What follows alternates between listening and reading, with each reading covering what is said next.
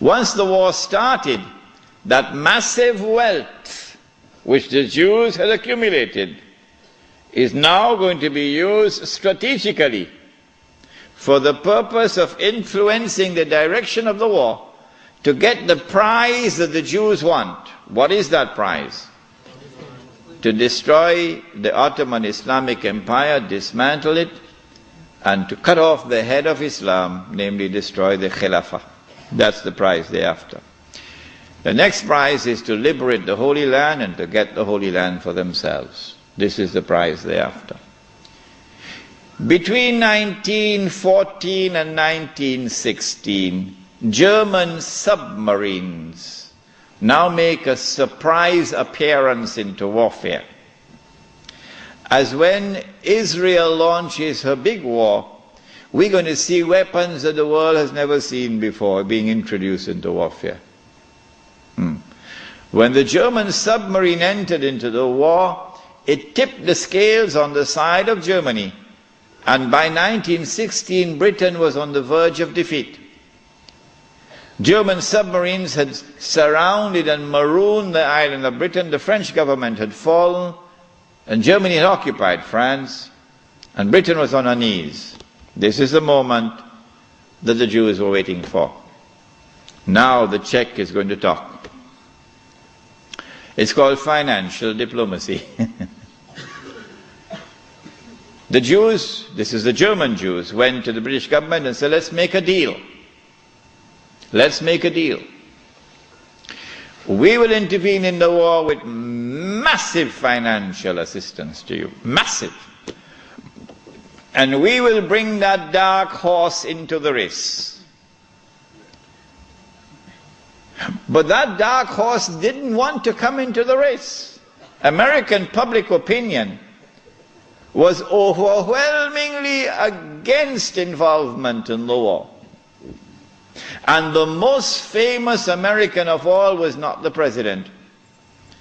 He was a man who had established the assembly line for producing motor cars.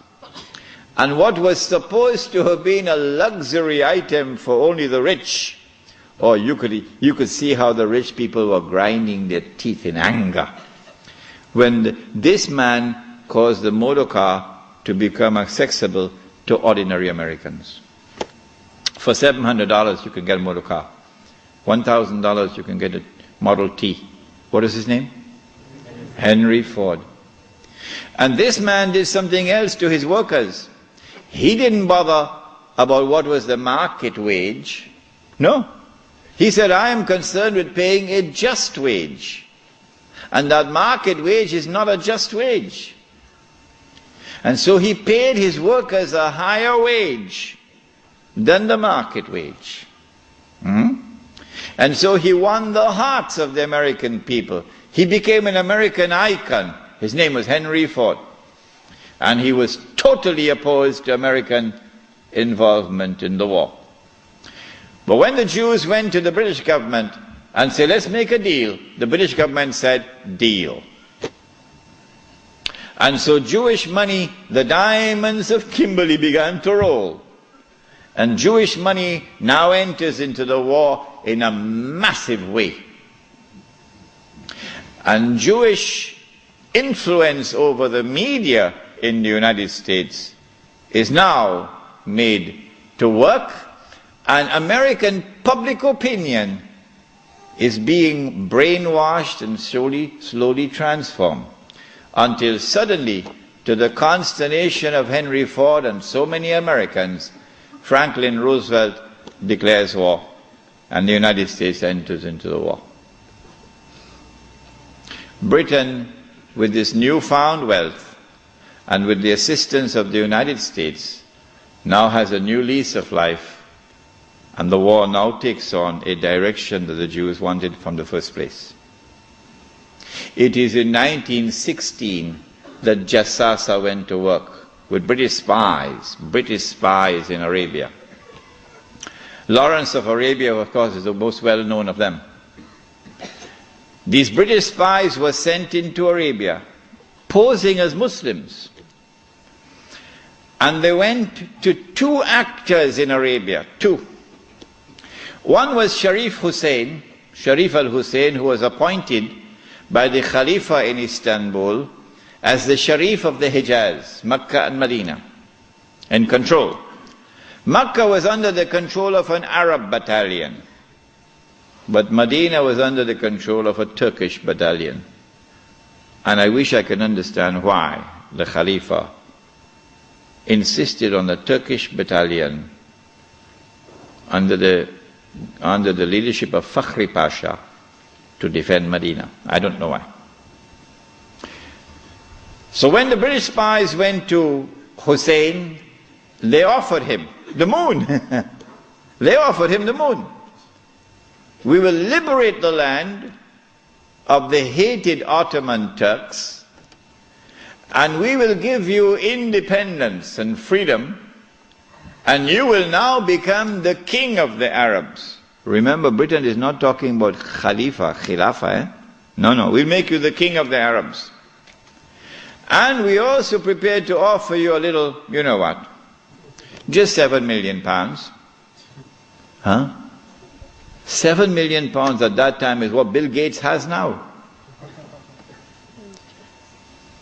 Sharif Hussein, the great-great-grandfather of Abdullah in Jordan now, then betrayed the Prophet Muhammad ﷺ, betrayed 1400 years of history of this ummah, violated the plain and clear command of Allah subhanahu wa ta'ala in the Quran in Suratul Ma'idah, in which He commanded us, Ya ayyuhalladhina amanu la tattakhizul yahuda wan nasara awliya.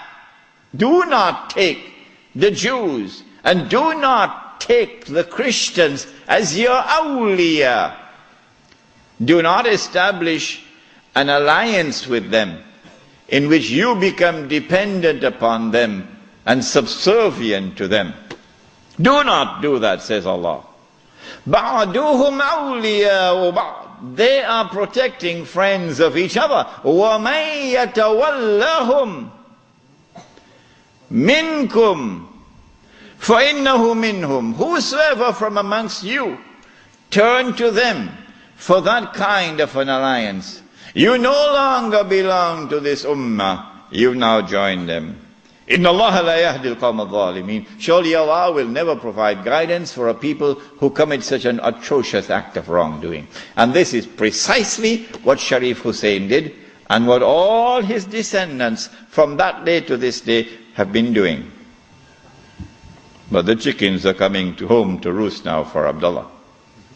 And the chickens are coming home to roost for Abdullah. When Mr. Bush attacks Iraq, then you're going to see Abdullah's suitcases at work. Yeah. They're all packed already, you know. They're all packed already. As soon as Mr. Bush attacks Iraq, you'll see where Abdullah is going to be headed for.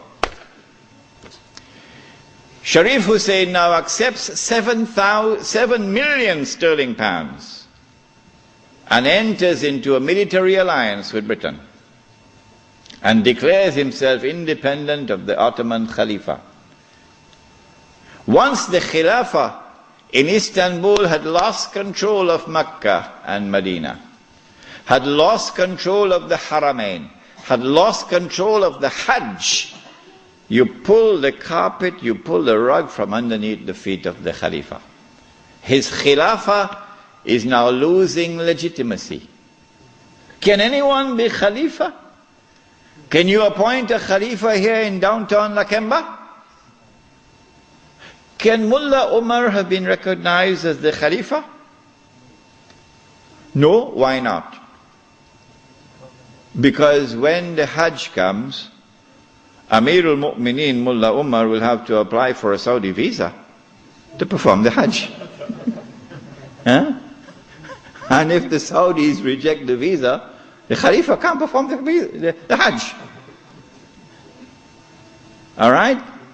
And so the British calculated, if we can wrest control of the Haramain and the Hajj away from the Khalifa in Istanbul, then the legitimacy of his Khilafah will begin to crumble.